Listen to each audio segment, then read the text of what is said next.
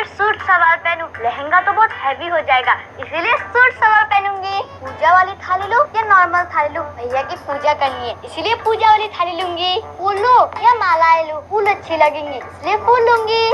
दिया लूं या मोमबत्ती लूं? भैया की नजर उतारने के लिए दिया लूंगी। माचिस लूं या लाइटर लूं? दिया जलाने के लिए माचिस लूंगी। कुमकुम लूं या पाउडर लूं? भैया को तिलक लगाने के लिए कुमकुम लूंगी।